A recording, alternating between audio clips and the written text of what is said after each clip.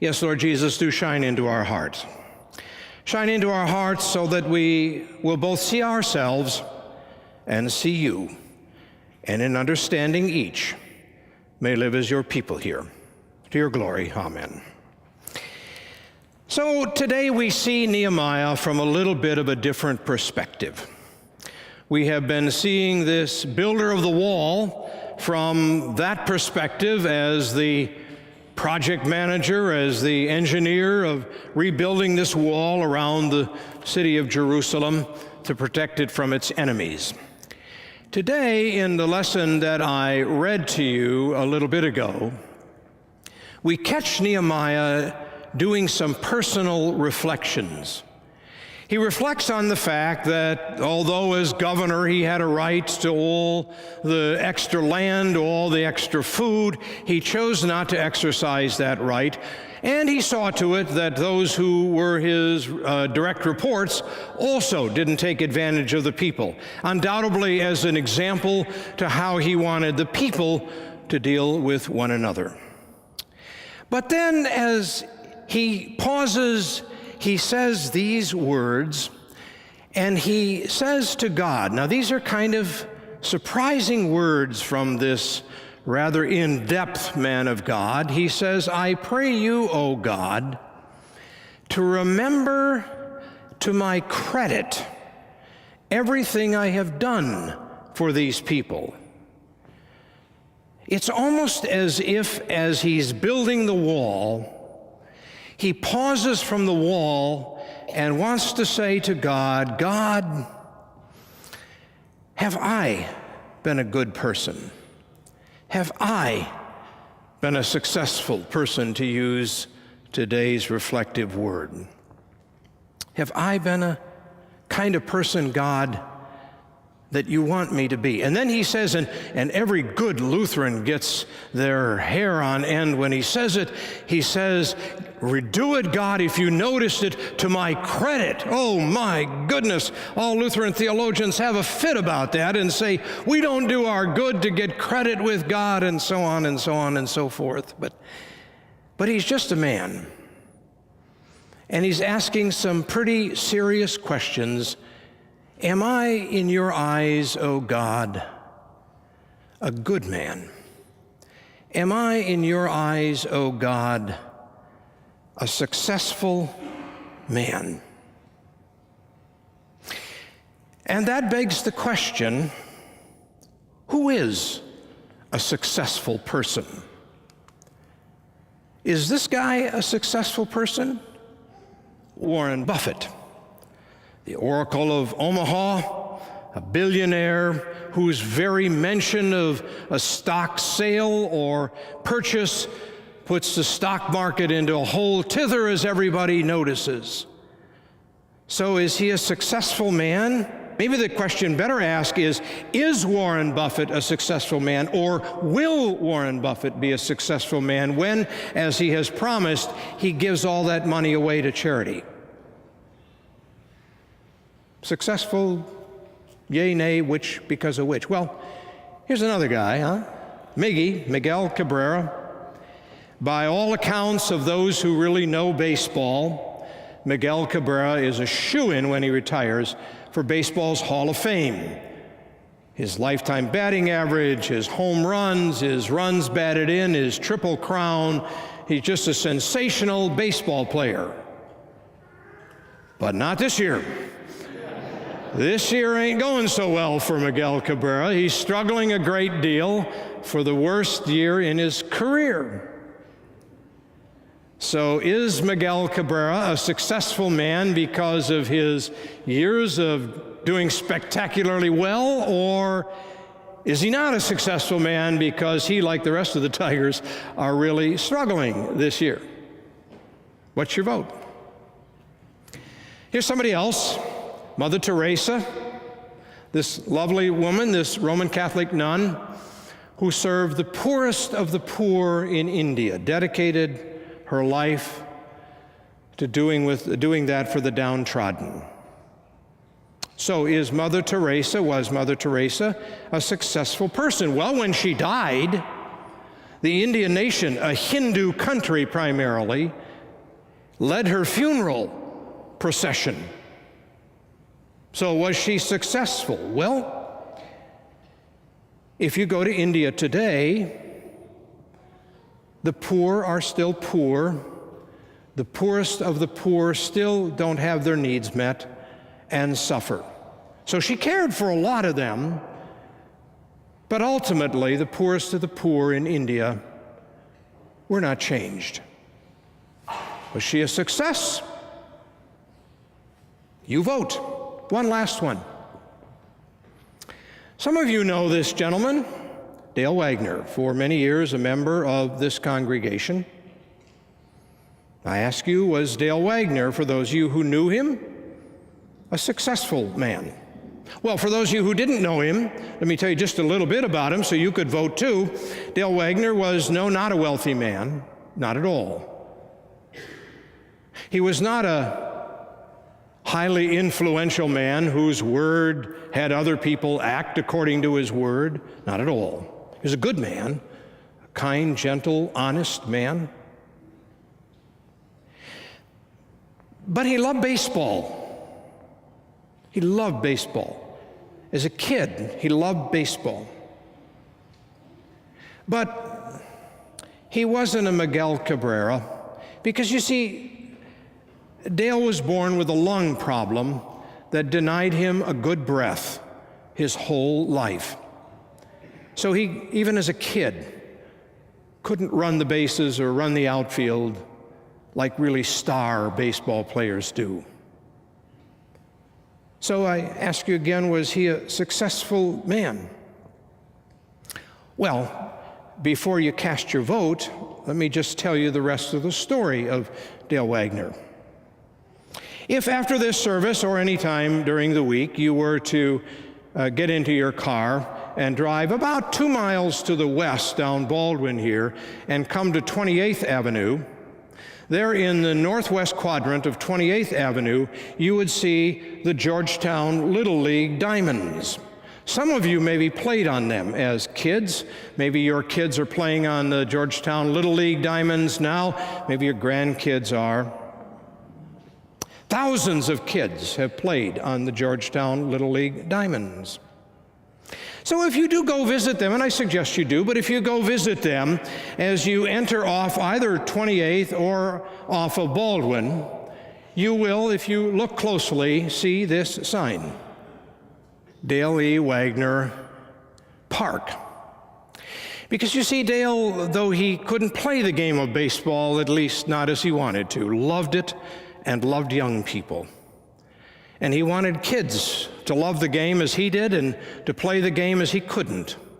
And so he dedicated a great deal of his adult life to forming the Georgetown Little League here that has blessed thousands of kids ever since then. So much so that after 10 years of serving as president of the Little League, the board of directors decided to name the field after him. So again, my question, was Dale Wagner a success?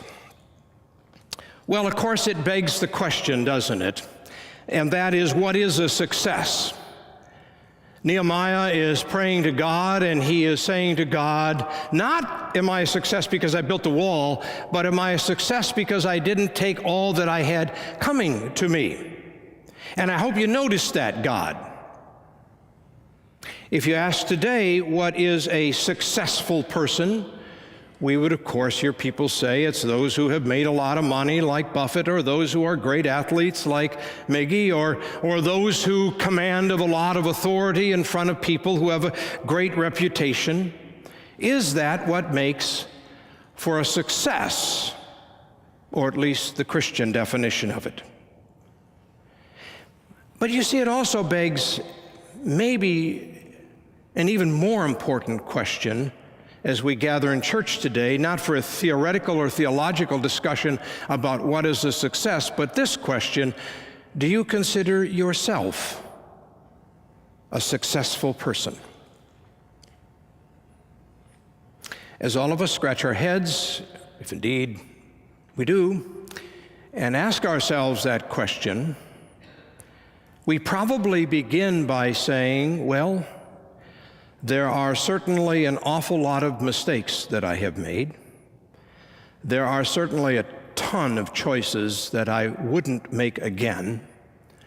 There are, without question, things that I have done that I am deeply, deeply sorrowful. So am I a successful person? In whose eyes? In God's eyes? In other people's eyes? In my own eyes? In your own eyes? And which of those matter? I have good news for you. I don't know how you answered the question, or even if you did. Are you a successful person? But the good news for you, for us, is that God would say, yes, you are. I don't know if you've caught the words that I read a little bit ago from Paul's letter to the Philippians.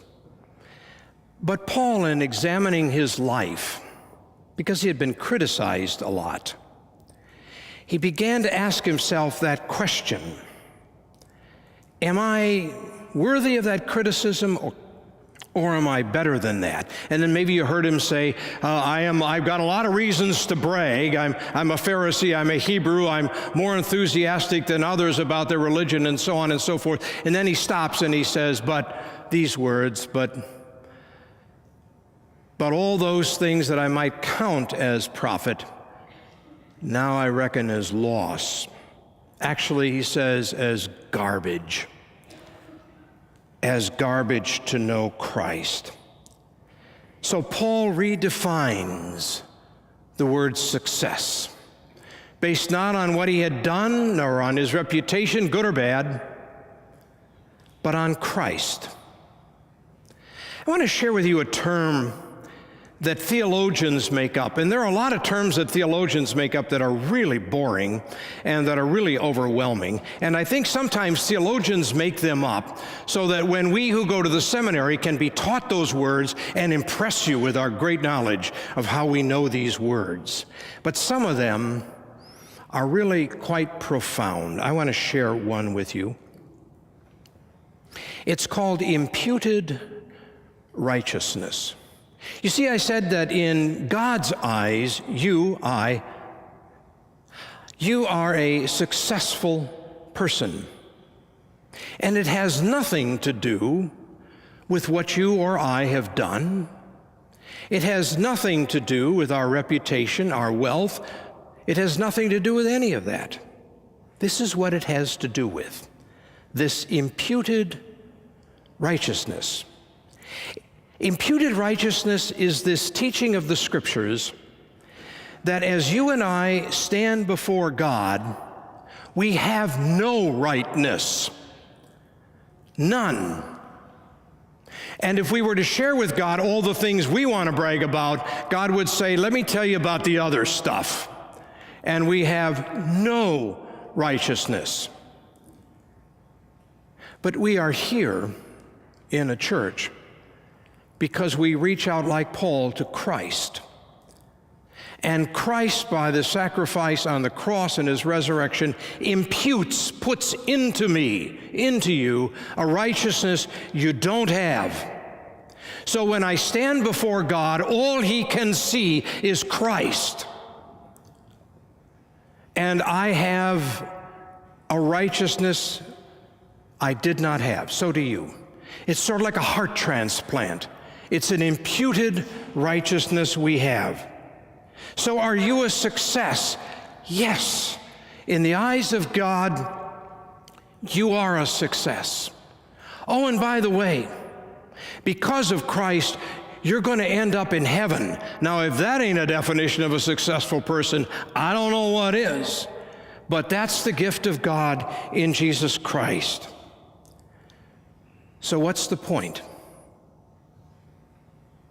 I don't know how you feel about yourself. But the gospel of Jesus Christ says you are not only a good person, not only a righteous person, but a successful person. So what's the point? The point very simply is this: so let's live that way. Let's live that way. Have you ever noticed when somebody whom you define as successful enters a room, they have a certain swagger about them? Have you ever noticed that? Somebody who's really wealthy walks in the room and you sort of just pick it up and you think, oh my goodness, look at how they're dressed, look at how they carry themselves. They have that position of authority, they just have a swagger, you know? Successful people do. They just have that swagger. What is Christian swagger? What is the swagger of a successful Christian? It's this, shared so beautifully in these Old Testament words of the prophet Micah, who says this sums it up. This is Christian swagger. This is what a successful Christian looks like. He has shown you, O mortal, what is good. And what does the Lord require of you? We could add to be successful. To act justly, to know what's right and to live up to it, knowing we will do it failingly and inadequately, but strive to do what's right, to love mercy, to realize that we reflect Christ when we care about each other and show mercy to each other, when we cannot walk by the one who is fallen and broken without sharing compassion and help, to love what's right, to love mercy, and to walk humbly with your God, to reach out your hand, not as master, but as child, into the hand of Christ, and to walk humbly with him. For you see, the successful person is never he or she who has much, but in Christ he or she who is much.